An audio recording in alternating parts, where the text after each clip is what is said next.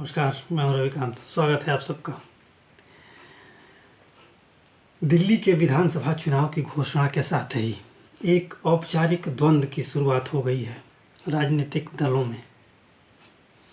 लेकिन आप सोचें, जब भी दिल्ली की चर्चा होती है तो जब दिल्ली की चर्चा होती है तो पूरे भारत की छवि उभर के सामने आती है। ख़ासतौर से जब आप विदेशों में रहें और दिल्ली की चर्चा होती है, चाहे विदेशी जो हमारे भारतीय हैं जो विदेशों में रहते हैं, या जो अन्य देश हैं, राजनीतिक स्तर पे, प्रशासनिक स्तर पे जब भारत की चर्चा होती है, दिल्ली की चर्चा होती है, तो पूरे भारत की छवि मन में आती है। और इधर विगत जब से मोदी जी की सरकार केंद्र में उनके नेतृत्व में तीसरी बार बनी, और विगत 10 वर्षों से जिस तरह से मोदी जी ने इस सरकार का नेतृत्व किया है, उस नेतृत्व क्षमता से और उस नेतृत्व के द्वारा देश ने जो तरक्की पाई है, जो मान सम्मान पाया है, जो उत्कर्ष पाया है, उससे पूरी दुनिया हैरान है। और एक सम्मान का भाव उभरता है पूरी दुनिया के देशों में। और लोगों मतलब विदेशी शासकों के अंदर, विदेश की अन्य देशों की सरकारों के अंदर ये भाव भरने लगा है कि वैश्विक सामंजस्य के लिए, विश्व को एक सही दिशा में ले जाने के लिए, विश्व को सही राह पर चलाने के लिए भारत का सुदृढ़ होना आवश्यक है। ऐसा ये एक मानस पटल पर बन रहा है, दुनिया के मानस पटल पर बन रहा है। हाँ, उसमें कुछ ऐसी शक्तियां हैं जो भारत को उभरते हुए देखना नहीं चाहती। कुछ ऐसे संगठन हैं जो नहीं चाहते कि भारत ताकतवर हो, और ऐसे संगठनों को, ऐसे लोगों को, इस तरह की व्यवस्था के सोचने वालों को समर्थन भारत के अंदर से मिलता है। ये बहुत बहुत बड़ा दुख होता है। एक तरफ मैं पूरे विश्व की बात करता हूँ। जब भी कोई वैश्विक सम्मेलन होता है और उसमें भारत की भागीदारी होती है, तो अब जो राजनीति की दिशा तय होती है वैश्विक स्तर पर, उसमें ये इस बात की गंभीर कोशिश की जाती है कि कोई ऐसी बात न हो जाए, कोई ऐसा कदम न उठे जिससे भारत को बुरा लगे। भारत की इच्छा अनिच्छा का ध्यान रखा जाता है, और ये कोशिश की जाती है कि किसी भी प्रयास में भारत सहमत हो। अगर किसी भी विषय पर आम सहमति की बात है तो उसमें सबसे पहले भारत की सहमति देखी जाती है। भारत सहमत है कि नहीं, भारत का शासन इससे सहमत है कि नहीं। तो ये भारत के लिए गौरव की बात है। 2014 से पहले ऐसा नहीं था। विश्व अपने हिसाब से काम करता था। विश्व के अनेक ताकतवर देश थे जो अपने हिसाब से काम कर लेते थे, और भारत के राय का, भारत की सलाह मशवरे का कोई महत्व नहीं रह जाता था, या भारत उस प्रभाव के साथ, उस दबाव के साथ अपनी बात नहीं कह पाता था। ऐसा आप कह सकते हैं। लेकिन जब से 2014 के बाद से मोदी जी की सरकार आई, पूरे वैश्विक पटल पर भारत की बात सुनी जाने लगी, और भारत का जिस गति से उत्थान होने लगा, जिस गति से उत्कर्ष होने लगा, और हर क्षेत्र में भारत अपना विस्तार करने लगा। दुनिया के बहुत से देश ऐसे थे जो कि दांतों तले उंगलियां दबा लिए, और आज वो भारत के सामने नतमस्तक है। और ये समझ में आ गया है कि विश्व की तरक्की के लिए भारत की तरक्की आवश्यक है। भारत का ऐसा नेतृत्व जरूरी है दुनिया को सही दिशा दिखाने के लिए। तो जब भी भारत की बात आती, जब भी दिल्ली की चर्चा होती है, तो पूरे भारत की छवि उभरती है। और अब जरा आप दिल्ली की बात कर लें। दिल्ली में जब से ऐसी पार्टी सरकार में आई, दिल्ली की विधानसभा में, जिसने अपने पैदा होने के दिन से ही भ्रष्टाचार की खूब आलोचना की, भ्रष्टाचार के खिलाफ अपनी पार्टी को खड़ा किया, भ्रष्टाचार को ख़त्म करने के लिए कस्में खाईं और अनेक तरह के वादे किए कि हम भ्रष्टाचार खत्म कर लेंगे, भ्रष्टाचारियों को जेल में ठूस देंगे और एक ईमानदार शासन का वातावरण होगा। जनता से पूछकर हम जनता के बारे में फैसले करेंगे, जनता के एक एक पाई का हिसाब देंगे। परिणाम क्या हुआ? इन विगत 10 वर्षों में, 10-12 वर्षों में दिल्ली की जो हालत है, शासन की जिस स्थिति को शीला दीक्षित जी ने छोड़ा, उस स्थिति से भी बदतर अवस्था में दिल्ली को पहुंचाया गया है। आप सोचिए, दिल्ली की अब ये सरकार जो केजरीवाल जी की सरकार है, वो बड़े बड़े दावे करती है कि हमने स्वास्थ्य के क्षेत्र में ये तरक्की कर ली, वो तरक्की कर ली, शिक्षा के क्षेत्र में हमने एक दिल्ली का अपना खास मॉडल प्रस्तुत किया है। लेकिन अगर उनकी समीक्षा आप करें, आप उनमें गहराई से जाकर देखें तो आपको पता चलेगा। एक सिंपल सा उदाहरण है, कोरोना के दौरान क्या कंडीशन था पूरे दिल्ली का, हाहाकार मचा हुआ था। अनावश्यक रूप से ऐसा वितंडा खड़ा करने की कोशिश की गई कि केंद्र सरकार स्वास्थ्य सेवाओं में बाधक बनी है वगैरह। वो सब प्रकरण आपने देखा है।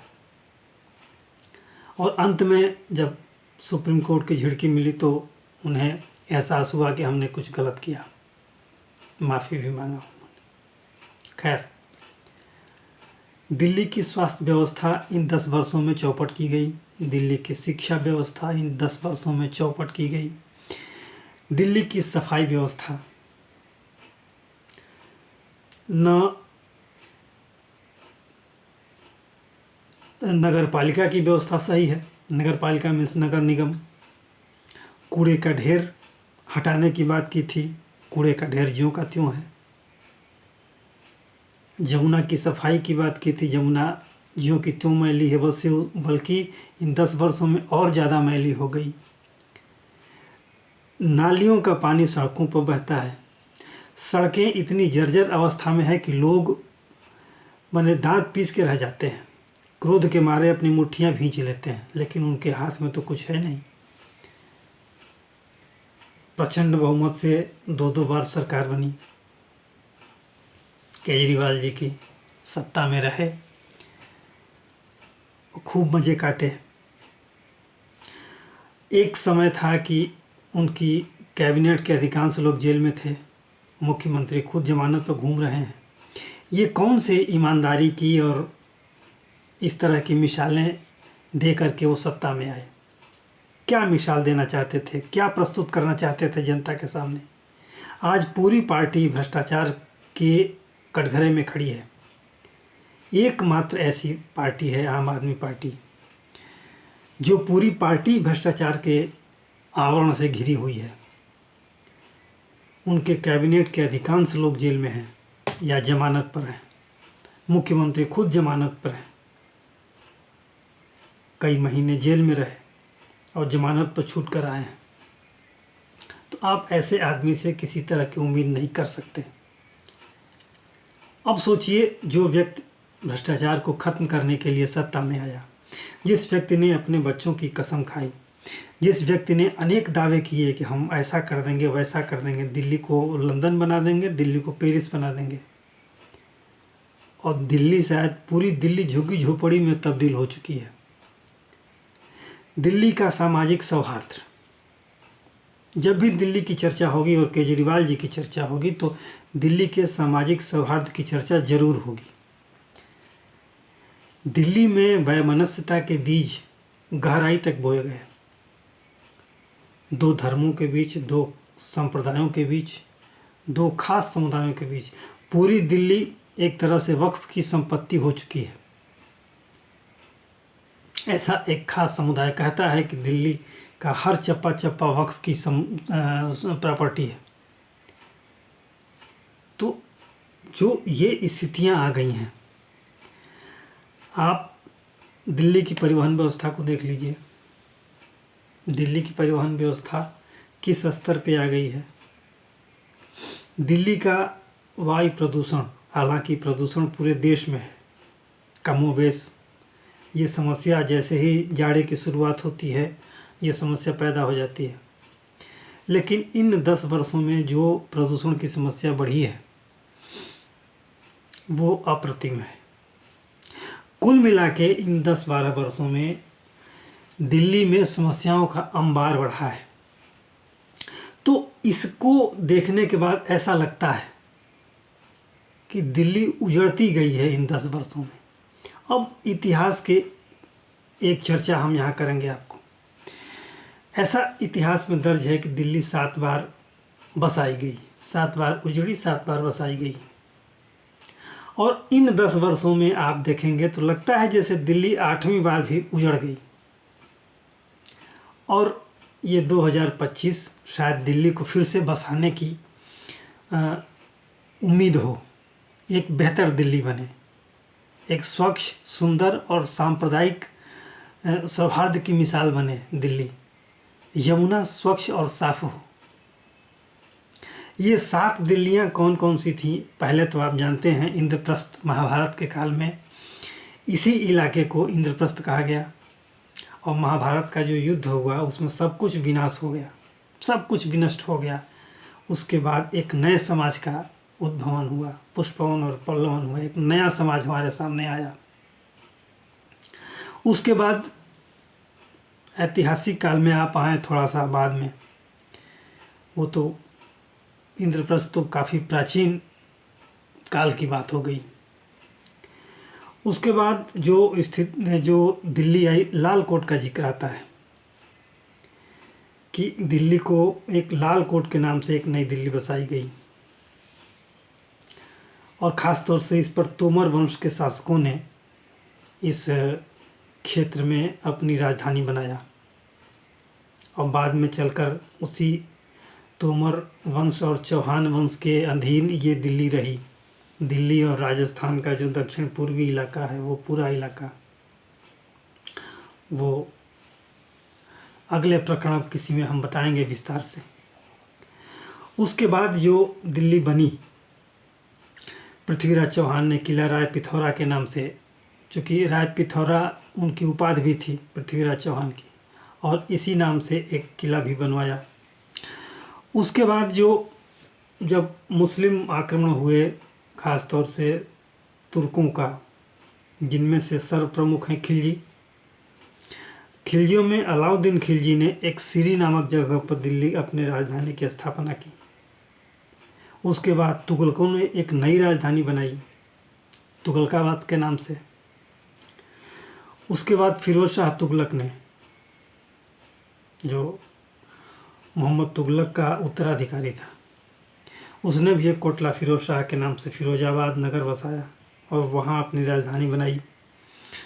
और उसके बाद शाहजहानाबाद के नाम से शाहजहां ने राजधानी बनाई, जो वर्तमान में पुरानी दिल्ली का इलाका है। लाल किला आज भी है, शाहजहानाबाद के किले के नाम से उसको जाना जाता है, लाल किले को।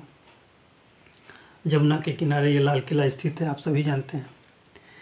और ये पूरी पुरानी दिल्ली का पूरा इलाका ये शाहजहां के द्वारा एक नई दिल्ली के रूप में बसाया गया, जो आज तक चल रहा है। उसके बाद जब अंग्रेज आए तो उनको अपने राज्य शासन के लिए, राजकाज के लिए एक नई जगह की आवश्यकता थी। तो एक लुटियंस जोन में जो नई दिल्ली वर्तमान में है, जहाँ पार्लियामेंट है, इंडिया गेट है, वगैरह वगैरह जो है, तमाम मंत्रालय हैं, नॉर्थ ब्लॉक है, साउथ ब्लॉक है, राष्ट्रपति भवन है, उसकी स्थापना की गई 1911 के बाद। और वहाँ से आज वर्तमान में भी शासन वहीं से चलता है। तो ये दिल्ली का इतिहास है। तो ये बार बार ये बात जहन में आती है कि क्या दिल्ली का ये चरित्र है कि वो बार बार उजड़े, बार बार बसे। एक बार जब दिल्ली स्थापित हो गई, राजधानी तो वही उस घेरे में ही रही, लेकिन अलग अलग जगहों पर, अलग अलग समय में, अलग अलग जगहों पर।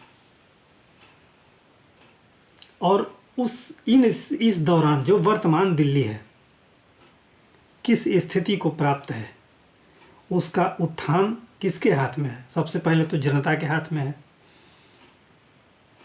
और जनता जिस तरह से इस बार आंदोलित है, उत्तेजित है और अपना मन बना चुकी है, वो एक ऐसा दर्शाता है कि नेतृत्व परिवर्तन बस समय की बात है।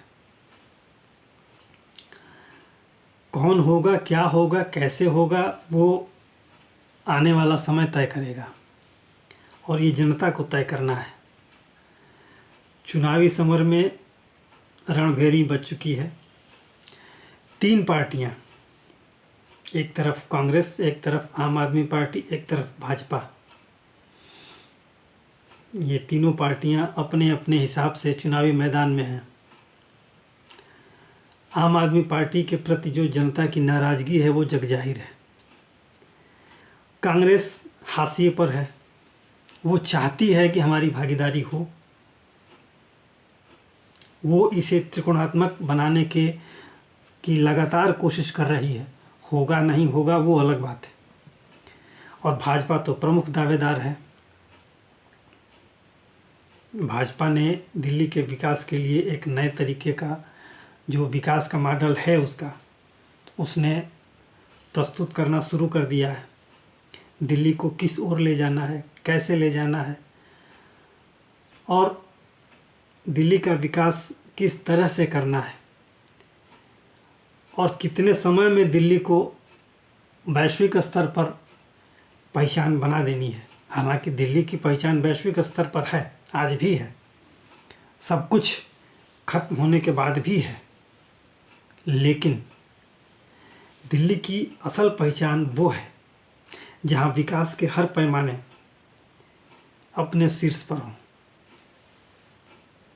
हर क्षेत्र में दिल्ली चमकती हुई दिखे, चाहे वो सफाई व्यवस्था हो, स्वास्थ्य व्यवस्था हो, शिक्षा व्यवस्था हो या सांप्रदायिक सौहार्द की व्यवस्था हो। इन सभी में दिल्ली को अग्रणी दिखाना है, करके दिखाना है। तो आने वाला समय क्या होगा, कैसे होगा, वो तो समय तय करेगा, लेकिन ऐसा लगता है कि जनता ने पहले ही तय कर लिया है। चुनाव परिणाम चाहे जब आए, चुनाव परिणाम तो फरवरी में आने हैं, चुनाव के बाद 8 तारीख को, लेकिन जनता ने आज पहले ही नए साल की शुरुआत में ही इसे तय कर लिया है कि दिल्ली का भविष्य क्या होगा। जनता की मुट्ठी में है दिल्ली का भविष्य और जनता ने अपनी मुट्ठी में दिल्ली के भविष्य को बंद कर लिया है। मुट्ठी खुलेगी 5 फरवरी को, देखना है क्या होता है। तो आज के लिए इतना ही। आशा है ये वीडियो आपको अच्छा लगा होगा। आपसे अनुरोध है कि आप इसे देखें, लाइक करें, शेयर करें और सब्सक्राइब करें। धन्यवाद।